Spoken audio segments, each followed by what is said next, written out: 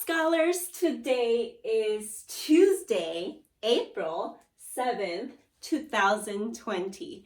Well, scholars, I am so excited to get right into Read Out Loud today. We are going to focus on character traits. On character traits, get ready, go. Character traits are the words that describe how a character is as a person, found through their thoughts, actions, dialogue, and feelings. Your turn, get ready, go. Character traits are the...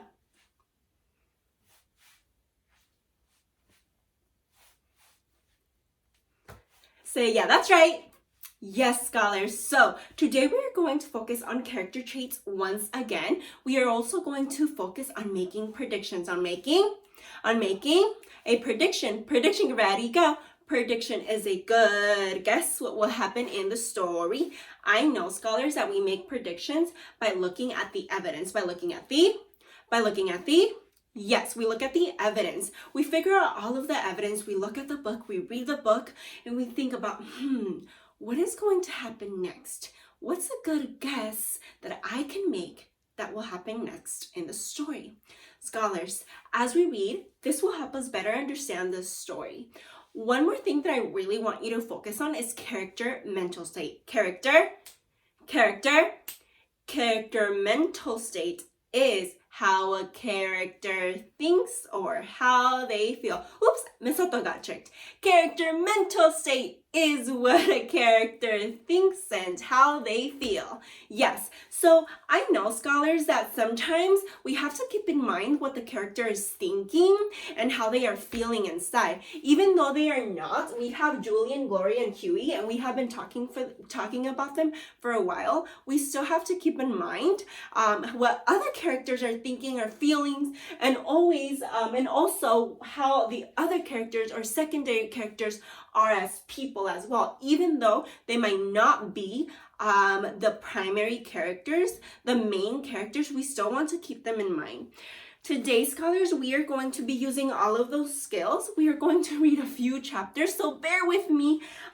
We are going to start with a new chapter. Today's title of this chapter is A Conference. What do you think will happen in this chapter? Let's go ahead and make a prediction right now. Go ahead and say it out loud. Go. Yes, exactly. So let's see if that happens in the book based on what we have read already. A conference. I learned something about myself from being in the Crime Busters. When things are quiet, I wish they were exciting. When they get exciting, I wish they were quiet. As soon as I got over the excitement about Gugu, I was ready to find a new place to patrol. We talked about it on the sidewalk outside the hospital. A criminal might go into a bar, Huey said, to drown his sorrows. You think we should go into a bar? Gloria said. She sounded scared. I wondered if that would be going too far, but bars were right down too. I decided it would be interesting. It wouldn't hurt anything, I said. I think my folks might get mad if I went into a bar, Gloria said. Gloria, I said. You're the new one who said it isn't fun if we don't see new places. Gloria looked worried. Our dad wouldn't get upset, I said. He could handle it. Gloria still looked worried.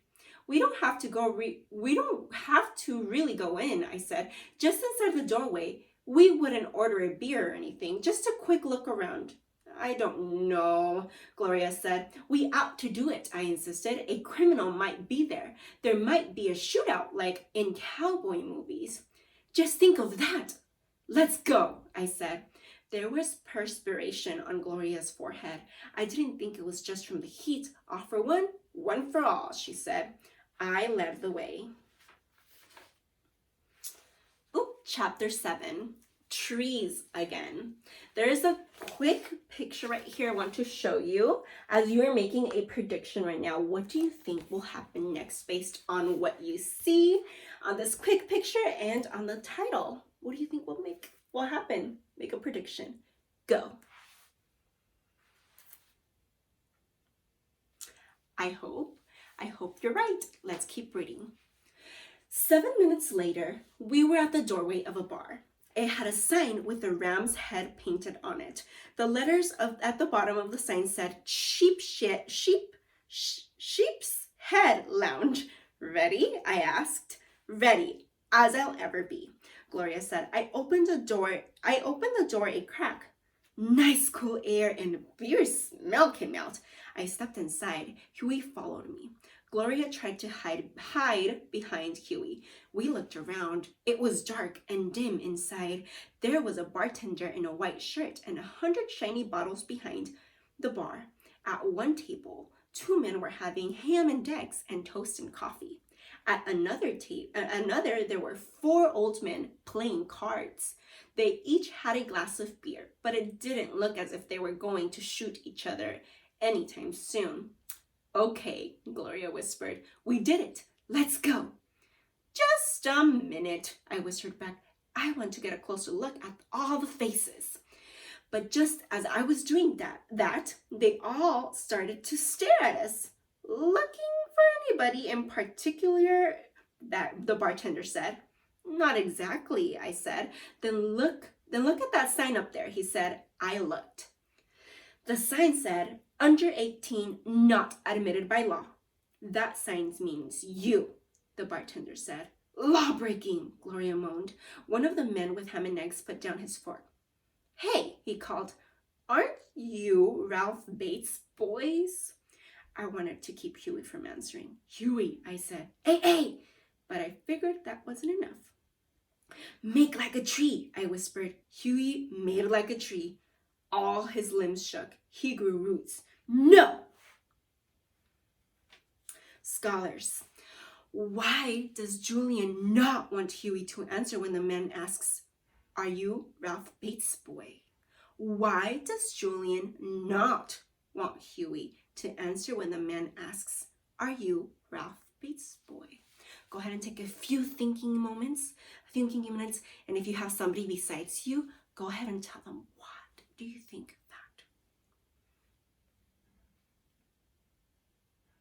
Yes, Ralph Bates is his father, so Julian knows he's been recognized. Yes, he doesn't want his dad to know that they've been in a bar, so he doesn't want Huey to answer that question because the man might tell his dad.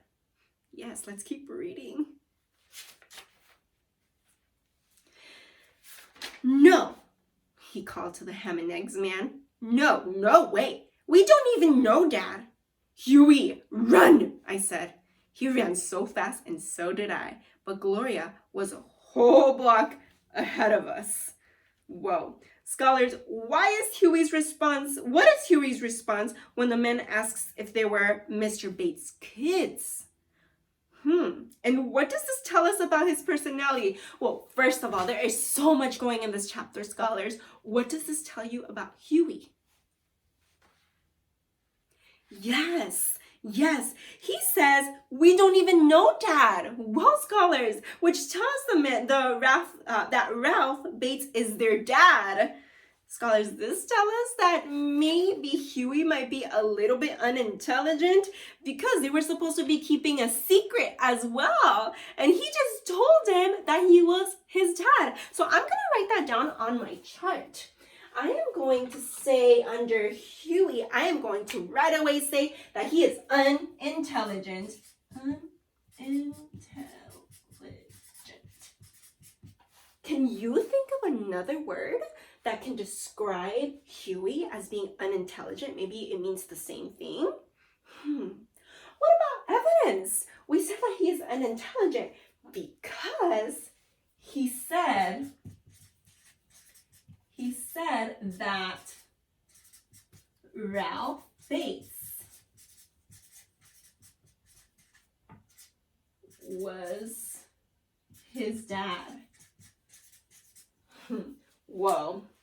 Huey got a little bit tricked right there. Let's keep reading and see if we can figure out more character traits for the rest of the characters, for Julia and Gloria. And keep in mind too, if there are secondary characters in the book, let's give them a character trait even though we don't mention them. Chapter 8, we watch the wizard. We ran until we couldn't run anymore. If there hadn't been a building to fall against, we'd dropped on the sidewalk. Instead, we propped ourselves against the wall and breathed hard. It'll probably be all right, I said. We didn't actually go in the bar. I mean, way in. We didn't order a beer or anything. If the ham and eggs man mentions us to Dad and Dad talks to us, we can just say, I didn't know what. We can just say we wanted to see what a bar looks like, Huey suggested. That might work, I said. I didn't want to worry anymore. It was too hot to worry. Gloria wiped her face with her hand. I sure am thirsty, she said. I sure could use a drink. I mean, a soft drink. Scholars, let's make a quick inference right now. I know that is not a skill, but I know that you are an expert in making inferences. Why does Gloria wipe her face and why does she ask for a drink? What would you do? What would you do? Why would you wipe your face and ask for a drink? I'm going to have you think about that on your own. Let's keep reading. I looked around across the street. Across the street was a big sign that said, Kingsman's Cafe, air conditioned. We could go in there, I said. Okay, Gloria said. We staggered on over. Gloria breathed deeply. It's nice and cool in here, she said. We were sitting in a big wooden booth back in the corner. The air conditioner was above us, clanking every now and then. Besides the air conditioner, there were ceiling fans, a jukebox, a painting of green forest on the back wall, a long counter with the kind of stools that spin around. Behind the counter was a big opening to the kitchen. There was a conveyor belt that led from the kitchen to the front counter, but there wasn't a single person in sight. Is there a waiter? I said. No, answered a voice. Could you bring us a menu? Gloria asked. Nope, answered the voice. Is this a restaurant? Huey asked. The best, said the voice. It's the best because I'm the best, the voice continued. I'm the food wizard. I know what people want before they know. For instance, I know you. Water types, right? And 3 glasses of water with ice straws skidded down the conveyor belt on a tray, got to the bottom and bumped onto the long counter. I'm going to show you this quick picture right here. Scholars, think about what Huey's personality is. Think about it. What do you think his personality is? We're going to pause right here. I'm going to make you think about that on your own in your mind, and we're going to come back to this. Well, and I also want to show you this quick image right here. I know I already showed you this image right here, but look at the corner. It has a whistle. I wonder what that's going to be about. Let's keep reading. You want him? Said the wizard. Go get him. We got up and went to the counter and finished off the water. 3 more glasses came down the ramp on another tray. We decided to drink those at the counter. So maybe we could see the wizard, but he was still out of sight. This place is modern, said the voice of the food wizard. For instance, I am speaking to you now from the walk-in refrigerator, which is the perfect place for a summer vacation in this town. For instance, I don't even have to leave the walk-in refrigerator to answer the telephone. It's a speakerphone. It goes on by itself, like now. We heard a little ring and then a different voice, a voice on the phone line. TJ, this is Barry. 1 club sandwich with cheddar. Teddy bear, said another voice. This is Nemo. Egg salad, pizza, sandwich, root beer, and chips. Knuckleball, said a third voice. This is Harry. Roast beef on rye, pickles, Chinese rice, tea. Ted, said a fourth voice. This is Art. Swiss cheese with turkey, coleslaw, and radishes. Eddie, said a fifth voice. This is Rick. 1 cornered beef on a whole wheat. Junior, this is Harvey. Liver and onions, Waldorf salad on the side. The phone clicked off. Friends, said the voice of the wizard. They're building a house. They call in their orders, then they come to pick them up. It's hard to talk to the wizard since his voice was coming out of a loudspeaker, but Gloria tried. So you write down the orders now? she asked. Never, said the food wizard. I just remember him. It's good mental training. Along about 2 when the rush is over. I'll write them down. You want to know where the menu is? Check the timepiece. The what? Huey said. Clock. To you, said the wizard. On the wall. We found the clock and started reading the menu next to it. No matter what I ordered, my allowance money would be wiped out. Don't you know what you want? Do you?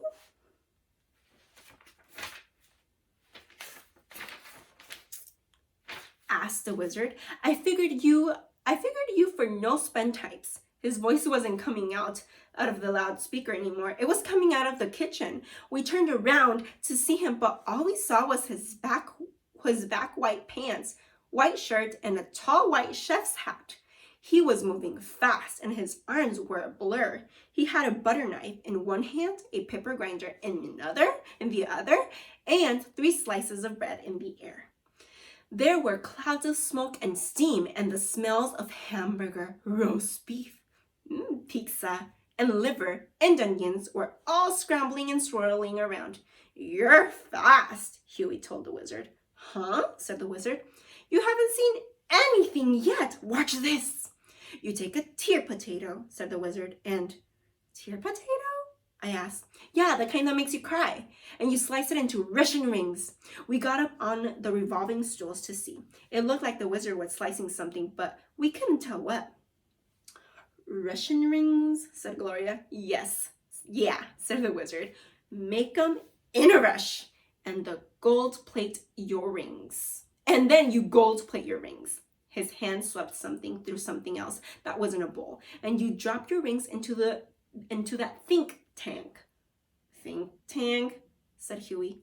That's where the tier potato gets its last chance to think about its life, explained the wizard. Then you rack your rings. A basket came out of the think tank drain. Drain and serve. 3 minutes minus 10 seconds, said the wizard. Russian rings. Try 'em, no charge. 1 large plate coming rolling down the conveyor belt onto the counter. French fried onion rings, Gloria said. Some folks call 'em that, said the wizard. Myself, I call 'em Russian rings. Now, with these, I always like sad apples. Sad apples, I repeated. That's right, said the wizard. Terminally squeezed. He walked to the door of the walk-in refrigerator. In a second, 3 glasses of apple juice rolled down the conveyor belt. Free sample. No charge, said the wizard. Eat up, but you gotta go before 12 when the lunch crowd comes in. There's no room after that. He turned around and smiled at us. He was a young man, maybe 19 or 20 years old. He had a friendly face. There was a little scar above his upper lip. I thought I'd seen his face somewhere before, or someplace before, but I couldn't remember where. It took like 5 Russian rings at once. I took like 5 Russian rings at once. These are great, I said. Bon appetit, said the wizard. He turned back to the kitchen, picking up a spatula in one hand and a spoon in the other. With his foot, he pressed a button that turned on the jukebox. My favorite song, explained the wizard. Free sample. It's a long road. It's a long road, sang the singer on the jukebox. A long, long road I'm traveling, but there's light at the end of the trail. We finished the Russian rings. I left 5 cents for a tip. Thanks a lot, we said. We were thirsty. Drop by again when you're Thursday, said the wizard. Just not when I'm Russian. Out on the streets, the heat wrapped around us again. He's nice, Huey said. He has a nice face, Gloria said. Even his little scar looks nice. Then I remember when I had seen a face like the wizard's on one of the wanted posters of the post office. The one for Eugene George, the great imitator. Let me show you a quick picture of the wizard. Are you ready? There you go. Well, scholars, what does Julian realize at the end of lunch? What does he realize at the end of lunch? And what does this tell you about his personality? Let's go ahead and point to our brains very quickly. What does he realize? When I say go, you will turn to someone that is next to you and you are going to tell them. Ready? Go. And tracking me? Awesome. Yes, scholars. I know that he realizes that he knows the wizard from the wanted poster at the post office. That kind of tells me if you're able to remember, if you are able to go back into the beginning of the chapter and he's able to remember actually those events in that picture, I think that's pretty intelligent. That is pretty smart. I think I want to write that because that is an important character trait that I want to keep in mind for Julian. So I'm going to write that down. Oop, Miss Soto got tricked. She dropped her pen. So Julian is smart, but I think we can use better college-ready words. So I'm going to say clever. Clever is a great college-ready word. I want to see that he is smart and clever because he remembers the picture from the post office. And I'm going to draw a slash and I'm going to put wizard. I want to make sure I don't have enough space, but I know exactly what I'm thinking on my mind. Scholars, if he is able to recognize the picture and compare it to the wizard's face and still remember the picture, I'm going to say that he is also observant. He was able to carefully look at those details. He was really observant. I know scholars that we haven't given a character trait for Gloria. So I want to go ahead and think in our brains. I want to give you an event. I want to give you the evidence, and I want you to think of a character trait on your own. Scholars, if Gloria still did something, like for example, when they went in the bar and she didn't want to, but she said she was going to do it, and she still went in, she kept her word. So I'm going to put that in my evidence. As I am writing my evidence, I want you to think about the character traits. So go ahead and think about it. When I turn around, I know you're going to have a great word. All right, so she kept her word, and still went to the bar,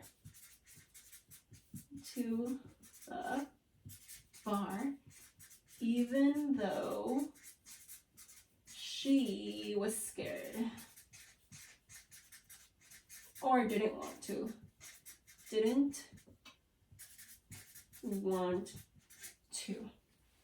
So, what do you think Gloria is like as a person?